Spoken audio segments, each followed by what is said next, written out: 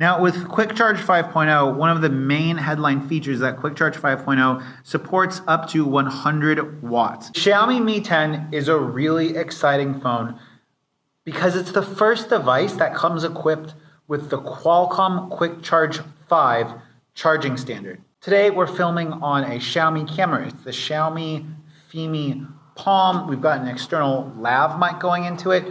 Let's break down QuickCharge 5.0. Let's talk about why it's important, how it's different from other charging protocols, and why you guys should care about it. This is a MacBook Pro 16-inch charger.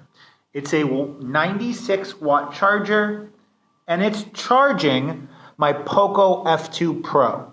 Now, it's only charging my Poco F2 Pro at 18 watts. It can do this because the USB Type-C power delivery protocol allows the charger and the device to talk to each other so that the charger can supply a specific amount of current to the device. This is why this is important.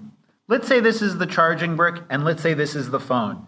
The phone can communicate to the charging brick how much of the maximum power it's allowed to take before destroying the device, basically. And then that information goes to the charger, and then that charger supplies the amount of power to the device. That's important because the Qualcomm QuickCharge 5.0 standard leverages the USB Type-C power delivery protocol for communication in this new quick charging standard. This is how QuickCharge 5.0 is different than all of the other quick charge protocols, and why it's really similar to the OnePlus charging protocol or Oppo, Vivo charging protocol.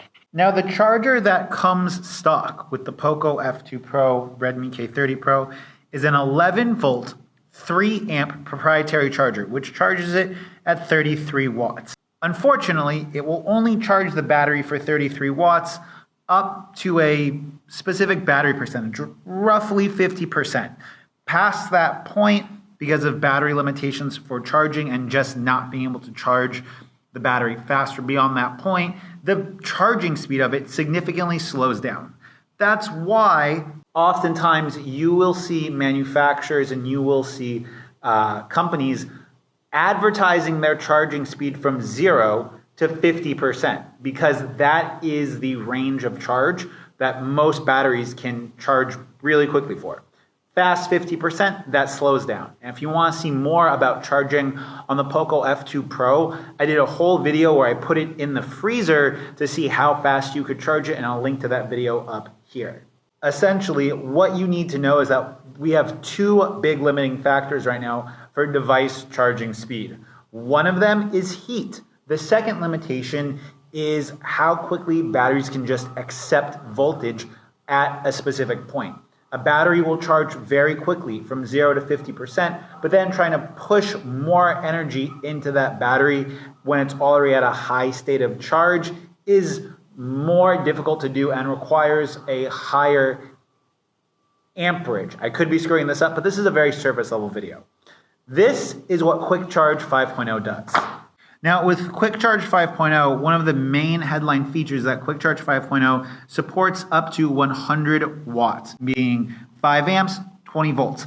That is enabled because we have a brand new PMIC. It's essentially a charge controller that detects and dictates how much electricity is going to the phone.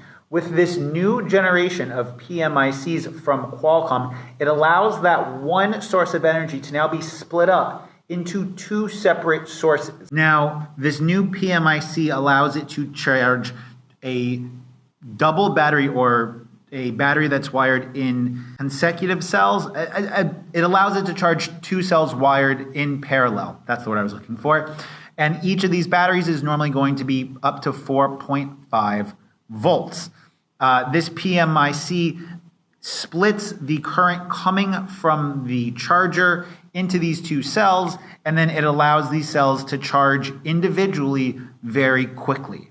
Now, this has two benefits. Being able to charge two batteries very quickly allows the device to charge faster. It also reduces heat because now the battery is heating up or there's two batteries that are getting hot instead of one concentrated area of heat.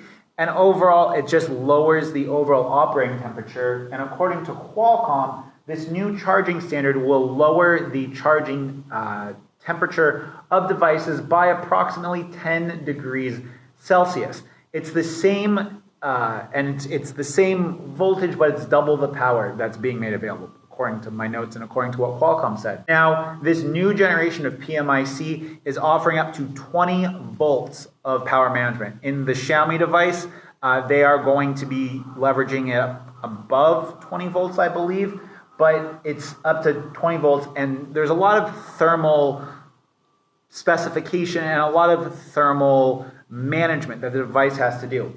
Because the device is splitting that charge current up at the device level, it's still going to heat the device up. Let's compare that with the charging technology that we have from Oppo, OnePlus, and Vivo, because it's the same idea but different. Now, this is the Oppo, Vivo, OnePlus charger, and what that does is it actually splits the current up at the charging brick, and that is the reason why you have to use specific Super VOOC or OnePlus charging cables, because it's splitting the power up at the power brick. It's changing the high voltage to high amperage at this level, and then it's giving you 2 higher amperages at the phone level, which means that the charging brick will get hot and the device and batteries will stay cooler. I'm for sure screwing this up because I searched and searched and searched, and I'll put everything I found in the description down below, but I had a very surface level understanding of this, and I'm trying to make this easy to understand. Essentially, what you need to know is that Oppo, Realme, OnePlus, they split the currents up at the charging brick, and then it goes through their proprietary cable to the device. Whereas QuickCharge 5.0 splits that current up at the device level so that you don't have to use proprietary cables.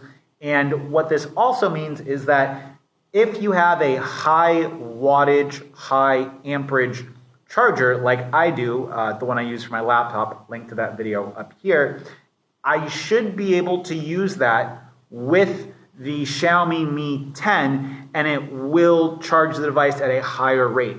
Another advantage to this is that this is utilizing protocols already in place, meaning the Xiaomi brick should be able to talk to my laptop and charge my laptop. So in theory, the Qualcomm QuickCharge 5 way of doing things is a lot more living in the future, one charger for all of your devices, quick charging all of your devices, than the Oppo, Realme, OnePlus method, which requires specific hardware.